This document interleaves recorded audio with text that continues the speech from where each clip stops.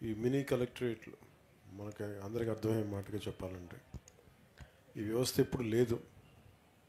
దాకా గౌరవ శాసనసభ్యులు అందరూ కూడా మాట్లాడుతూ ఇది గత 15 మీరు జర్నలిస్ట్గా ఉండేవాళ్ళ మీరు రండి రండి ప్లీజ్ 100% మీరు మీరు కూడా మాట్లాడతారు కదా సరే మాట్లాడదాం.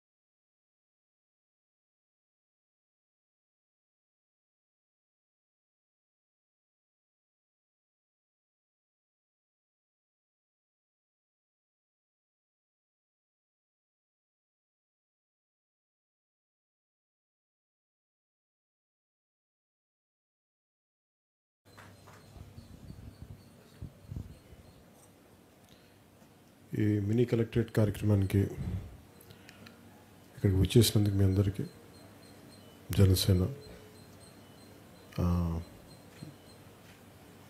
ఆడపడుచులకి, మహిళలకి, నాయకులకి, మద్దతుదారులకి, అలాగే టీడీపీ, మిగతా కూటమి బీజేపీ నాయకులందరికీ కూడా, ఇచ్చేసిన మద్దతుదారులు అందరికీ కూడా నాకు హృదయపూర్వక నమస్కారాలు. వేదికపై నాతో పాటు ఆశీనులైన మన తిరుపతి ఎమ్మెల్యే గారికి, చీఫ్ విప్ గారికి, మన చిత్తూరు ఎమ్మెల్యే జగన్మోహన్ గారికి, మురళి గారికి, కుటే సాయి గారికి, జనసేనని ముందు నుంచి బలమైన గొంతుగా వినిపిస్తున్న మన హరిప్రసాద్ గారికి, సో వారందరికీ నా హృదయపూర్వక నమస్కారాలు. ఈ రోజున మనం ముఖ్యంగా నేను ఈరోజు మనం చేసింది ఒకటి, మురళి గారు నచ్చిన మాటలు బాగా నచ్చినాయి నాకు. మొదటి 2 మాటలు అంటే వర్షించని మేఘం, శ్రమించని మేధావి. అంటే శ్రమించని మేధావిని అనుకున్నాను. ఏంటి మేధావి శ్రమించినట్టు ఏంటంటే, ఒక మేధస్సు ఉండి కూడా నువ్వేమీ చేయలేకపోతే నిష్ప్రయోజనం కదా. వర్షం నీళ్లు నింపుకొని కురవకపోతే ఒక చిన్న చినుకు కురవకపోతే ప్రయోజనం ఉంది వర్షానికి. అలాగే మనందరం ఇంతమంది ఉండి మనం ఏ ధైర్యం లేకుండా, ఏ మార్పు లేకుండా తీసుకొస్తే మనం ఇంతమంది కలిసి ప్రయోజనం ఏంటి. అది ఈ రోజున 10,000 మందికి మనం పదోన్నతులు ఇచ్చామంటే, ప్రమోషన్స్ ఇచ్చామంటే ఇది కొత్తగా మనం చేసింది కాదు. చాలామంది బ్లాక్స్ పెట్టేశారు. బతకాలు కావచ్చు, 40,000 రూపాయల నుంచి 5 లక్షల దాకా వసూలు చేస్తారంట. నాకు తెలియదు అది.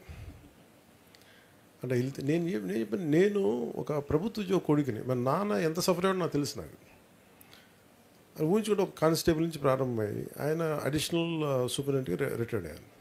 సో మా ఇంట్లో మా నాన్న నేను పుట్టేటప్పటికి మా నాన్న హెడ్ కానిస్టేబుల్ అనుకుంటా.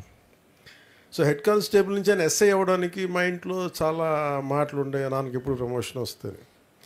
అలాగే ఆయన ఎస్ఐ నుంచి మెయిన్ ప్రిన్సిపల్ ఎస్ఐ అవ్వడానికి ఎంత, ఆ తర్వాత సిఐ. ఇది నాకు ఒక ప్రభుత్వ ఉద్యోగి ఇంట్లో ప్రమోషన్ కోసం ఎంత వెంపర్లాడతారు, ఎంత తహతలాడతారు నాకు బాగా తెలుసు. అంటే ఒక ప్రభుత్వ ఉద్యోగి కొడుకును కాబట్టి నేను ఆ కష్టాన్ని అర్థం చేసుకున్నాను. నేను కొంచెం ఇద్దరు కూర్చోకూడదని, కొంచెం వెనకాల ఉండాలి, కొంచెం ఇబ్బంది అవుతుంది. కూర్చుంటారా? Thank you. మీ దగ్గర కూర్చొని ఉన్నాయి, టెక్నిక్స్ ఉన్నాయి కానీ మీరు వాడట్లేదు అన్నా కదా. అంటే ఇది అంటే చాలా ఆనందం అనిపించింది. ఇప్పుడు నేను నా కూతురు పుట్టినప్పుడు నేను ఇదే పొజిషన్లో ఎంటర్ అయినా, పెళ్ళి అయ్యేటప్పుడు కూడా ఇదేనా అంటే, అవి చూసే వాళ్ళకి పెద్దవి కాకపోవచ్చు, బయట ఉద్యోగులు కాని వాళ్ళకి ఏముందిలే అనిపించవచ్చు. కానీ ఒక ఉద్యోగికి ఆ చిన్న ఆ ప్రమోషన్ ఎంత కీలకం ఒక ఉద్యోగ కొడుకుగా నాకు తెలుసు. అది ఎంత ఆనందం ఉండేదో మాకు తెలుసు. మహిళల్లో అదొక పండగ వాతావరణం ఉంటుంది. జీతాలు పెరగటాలు ఇవన్నీ కంటే కూడా ఏదో ఒక తృప్తి. మేము చేసిన ఒక ప్రతి మనిషి ఉన్న స్థాయి నుంచి ఒక అడుగు పైకి వెళ్ళాలనుకుంటారు అన్ని రకాలుగా. సో దాంట్లో భాగంగా భగవంతుడు మనం ఈరోజు ఇంత చేసామంటే, ఎందుకు చెప్తున్నానంటే ఇది నేను చేశానని చెప్పట్లేదు. ఇక్కడున్న మీరందరూ కూడా రాష్ట్రం నలుమూలల మీరు కూటమికి మీరు నిలబడితే మేము చేయగలిగాం. ఆ మాట చెప్పడం చెప్తున్నాను. అంటే మంచి ఆశయాలు, మంచి చేద్దామన్న తపన ఉండొచ్చు, కానీ మనందరం కలిసికట్టుగా కనుక లేకుండా మనందరం, అంటే మీరు ధైర్యం ఇచ్చింది నాకు మీరే. ప్రణీతి గారు నాకు కూర్చోబెట్టి ఎవరినో ఒకళ్ళు మా ఆయనకి మదనపల్లి నుంచి పట్టుకొస్తూనే ఉండాలి. వీళ్ళు నిలబడతారు, మీరు అని. కుట్టే సాయి లాంటి వ్యక్తి పాపం చాలా ప్రత్యేక పరిస్థితుల్లో నిలబడ్డాడు. అలా ఇక్కడున్న ప్రతి ఒక్కరు ఆశీనులైన ప్రతి ఒక్కరు ఒక్కొక్కరి దగ్గర ఒక్కొక్క కథ ఉంది. ఆయన ఎడ్యుకేషన్ ఇన్స్టిట్యూట్ ఇబ్బంది అయితే ఆయన కూర్చోబెట్టి ఆయన బయటకు వచ్చి నిలబడింది. అంటే ప్రతి ఒక్కళ్ళు ఒక ఎక్సెప్షనల్ రిస్క్ వాళ్ళదైన జీవితాల నుంచి, మన దినేష్ దగ్గర ప్రతి ఒక్కళ్ళు కూడా వాళ్ళదైన జీవితాల నుంచి ప్రతిదీ ఒక రిస్క్ తీసుకుంటూనే వచ్చారు. అంటే రిస్క్ తీసుకోకుండా ఏది నడవదు, ఏది ముందుకు సాగించాలి. ఆ రిస్క్ మీరందరం తీసుకున్నందుకు, మనందరం కలిపి తీసుకున్నందుకు ఈ రోజున మురళి గారు కూడా చెప్పిన, మనకు ఊళ్ళలో రోడ్లు పడుతున్నాయో లేదంటే మనం కూర్చోబెట్టి బెంచ్ కార్లు కూడా వస్తున్నాయో కావు, ఇదివరకు రాని బెంచ్ కార్లు కూడా వస్తున్నాయని చెప్పడానికి ఇది మనందరం కలిసికట్టుగా నిలబడతాను దీంట్లో. అలాగే ఇందాక లా అండ్ ఆర్డర్ గురించి మాట్లాడుతున్నాం, ఇందాక ఎస్పీ గారితో, కలెక్టర్ గారితో. అలా గంజాయి సాగు గురించి అయితే మాట్లాడుతూ ఉంటే ఇది బెల్ట్ షాపుల గురించి ఒకటి ఉంది, అవన్నీ మాట్లాడుతూ ఉన్నాం. ఇది కొంత సమాజం ఇప్పుడు క్రిమినల్స్ 10 మంది అయితే పర్లేదు, మనం హ్యాండిల్ చేయగలం.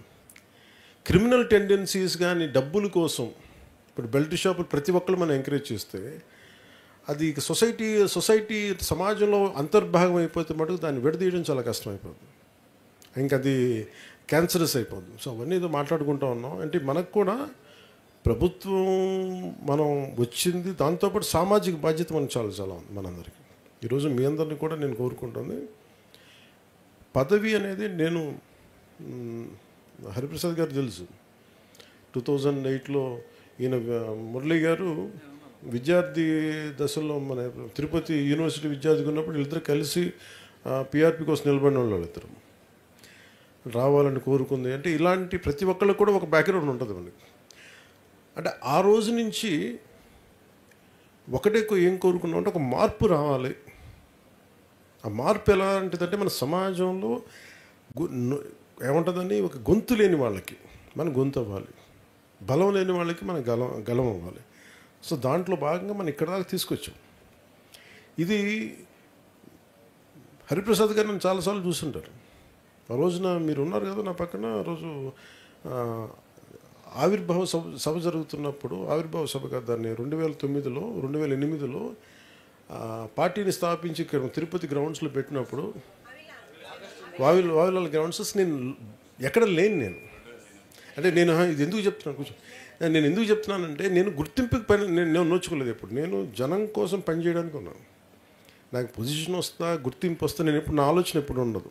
మన మురళి గారు చెప్పినట్టుగా మనం వర్షం తాలూకు గుణం చినుకు ఇవ్వడం, ఒక నాయకుడి తాలూకు లక్షణం నిస్సహాయాలకి అండగా నిలవడం, నా ఉద్దేశం అదే. దానివల్ల పదవి అనేది అది ఒక అలంకారం కాదు, బాధ్యత అది. సో ఈరోజు మనకి ఒక పంచాయతీరాజ్ వచ్చింది, కూర్చొని నేను చేసింది చాలా క్లియర్ కట్గా చెప్పాను పేషీలో ఉన్న అధికారులందరికీ. అదృష్టవశాత్తు పేషీలో ఉన్న అధికారులు కూడా సమాజానికి ఏదైనా చేద్దామని తపనున్నాను. అందరూ వాళ్ళు ఏదో చేద్దామని చెప్పి వాళ్ళు కూర్చోబెట్టి, సరే ఈ పనులు చేయొచ్చు, ఇలా చేయొచ్చు, ఇలా 10,000 మందికి మన ప్రమోషన్స్ రాకుండా ఉండిపోయినాయి. లేదంటే ఇలాంటి మినీ కలెక్టరేట్స్ ఉంటే ప్రజలు ఇందాక మురళి గారు చెప్పినట్టు 60,000 మంది, ఒక 70,000 మంది ఒక డిస్ట్రిక్ట్ కలెక్టరేట్కి ఎలా వెళ్తారు? దాన్ని ప్రతి డివిజన్లో ఉండాలి. అదైనా ఒక ఆర్టికల్కి చాలామంది 10 మంది వచ్చారు నా దగ్గరికి, ఎంపీడీఓలు వచ్చి మాకు మద్దతు తెలిపారని నేను చెప్తా ఉంటే, అలాంటిది నిజంగా జరిగినప్పుడు ఎంత ఆనందం ఉంటుందో మీరు ఊహించుకోగలరు. అంటే ఇవన్నీ ఎందుకు చేయగలుగుతున్నామంటే మనం బాధ్యతగా ఉంటే ఏదన్నా సరే మనం చేసిన దానికి ప్రతిఫలం ఉంటుంది. పదవే దాన్ని పరమావధిగా మనం భావిస్తే మటుకు ఇవన్నీ రావు. సో నేను మిమ్మల్ని కోరుకుంటుంది, recognition is only by hard work. ఈరోజు మనల్ని ఇక్కడ నిలబెట్టారు ప్రజలు అంటే, నేను ఒకటి అనుకున్నాను, ప్రజలు మనకు ఎందుకు ఓటు వేయాలంటే నువ్వు కష్టపడి పని చేయి.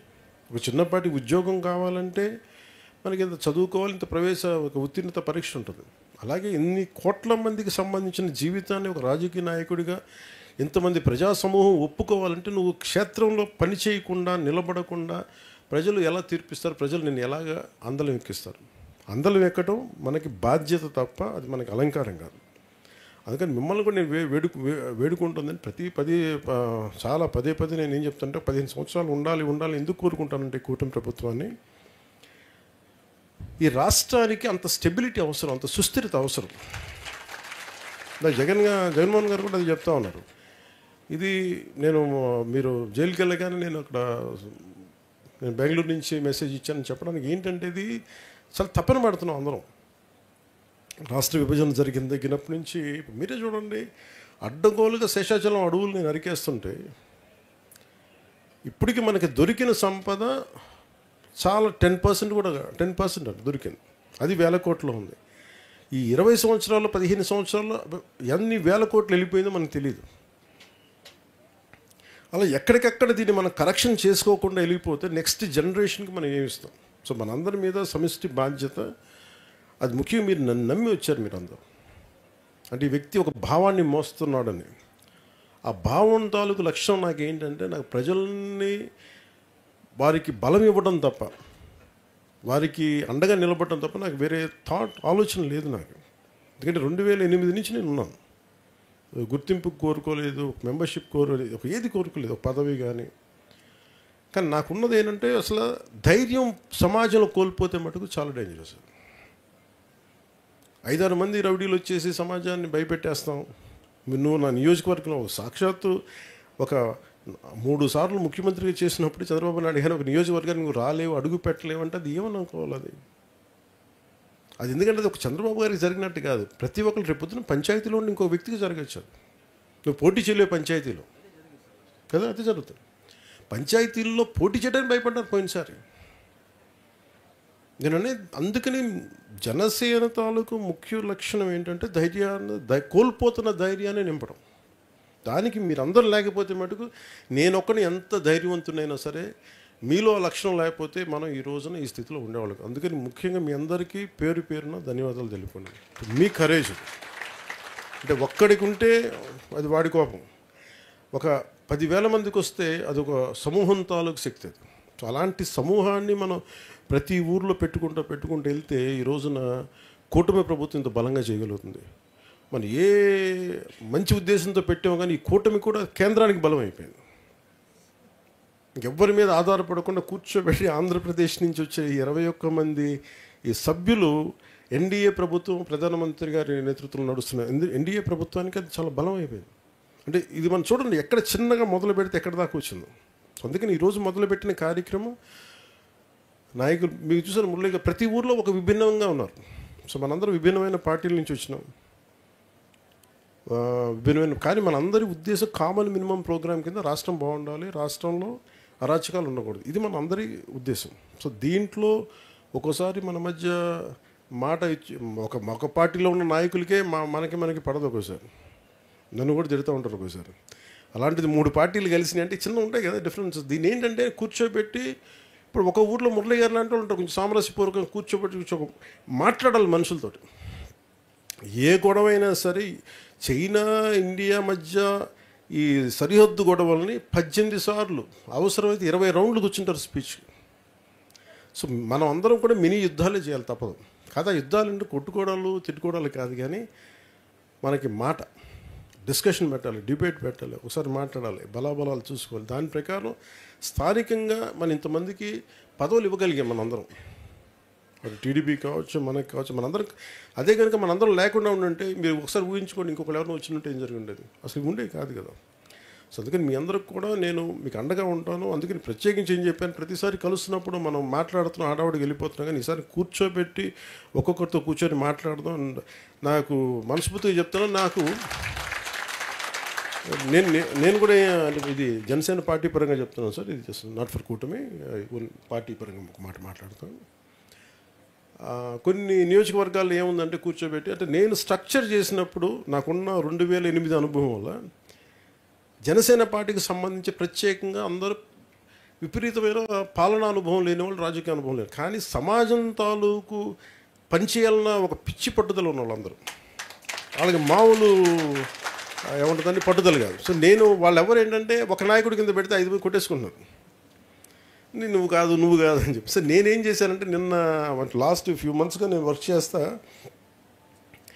నేను అప్పుడు యూత్ వింగ్లో ఒక చేశాను. నాకేం డైరెక్ట్ అందరూ నాతో కనెక్ట్ అయినవాళ్ళు. ఒక నాయకుడి దగ్గర ఉండి వాళ్ళు మనకు పార్టీ కనెక్ట్ అయితే వేరు, కానీ డైరెక్ట్ అందరూ నాతో కనెక్ట్ అయిపోవడం వల్ల నువ్వెంత పవన్ కళ్యాణ్ తెలుసు, మాకు అంత తెలుసు, నువ్వు కూర్చొని నీ మాట వినాల్సిన అవసరం, ఇంతే కదా సమస్య. అంతేనమ్మా, అంతే కదా బాగా చెప్తారు కదా. సో నాకేం అర్థం, అందుకని కనీసం పార్టీ కోసం పనిచేసిన వాళ్ళని ఒక అంటే కమిటీగా పెడితే కమిటీ నిర్ణయం తీసుకుంది. ఆ కమిటీని ఒక్కోసారి మనం ఒక వ్యక్తి, ఒకసారి ఈ ఏమంటుందని ఈ ఎలక్షన్ కమిషన్ వీటి కోసం ఒకసారి ప్రత్యేకంగా మీరందరూ కూర్చొని ఒక వ్యక్తిని ముందు పెడితే, సో నాకేముందంటే పార్టీ పరంగా ముఖ్యంగా మనకి చిత్తూరులో కానీ ఇక్కడ కానీ మిగతా జిల్లాలో అన్నింటిలో కూడా నేను కమిటీనే ఫామ్ చేద్దాం అనుకున్నాను ప్రతి చోట్ల. ఎందుకని కమిటీ ఫామ్ చేస్తే కమిటీ తీసుకుంటుంది. ఒక్కోసారి కొన్ని బాధ్యతలు అందరి దగ్గర అనుభవం లేదు. ఇక్కడ ఇప్పుడు అనిత గారి దగ్గర ఒక అనుభవం ఉంటుంది, దినేష్ గారి దగ్గర ఒక అనుభవం ఉంటుంది, కానీ వీళ్ళిద్దరిని కూర్చోబెడితే తప్ప కలిపి కూర్చోబెడితే తప్ప కంప్లీట్నెస్ రాదు. ఇది భవిష్యత్తులో మనం ఇలా చేసిన తర్వాత ప్రతి 2 years ఒకసారి ఎవాల్యుయేట్ చేసి ఎంత ఎవాల్వ్ అయ్యారు దాన్ని బట్టి మళ్ళీ అగైన్ వీళ్ళు రీస్ట్రక్చర్. అందుకని నేను మీకు ఏం చెప్తున్నా అంటే, మీకు భవిష్యత్తులో నేనే కూర్చొని సెంట్రల్ ఆఫీస్లో నేనే మానిటర్ చేయిస్తాను, మన కూర్చోబెట్టి. ఎందుకంటే నాకు మీరు చేయాల్సింది మనలో మనం గొడవ పడడానికి అయితే మనం రాలేదు అధికారంలోకి. మనం బలహీనపడకుండా కూటమి ప్రభుత్వానికి బలం అవ్వాలి. అందుకని దాన్ని దృష్టిలో పెట్టుకుని మనందరం ముందుకెళ్దాం తెలియజేసుకుంటూ, ఇక్కడికి ఇచ్చేసిన మీ అందరికీ ప్రతి ఒక్కరికి పేరు పేరు ధన్యవాదాలు తెలుసుకొని జై హింద్.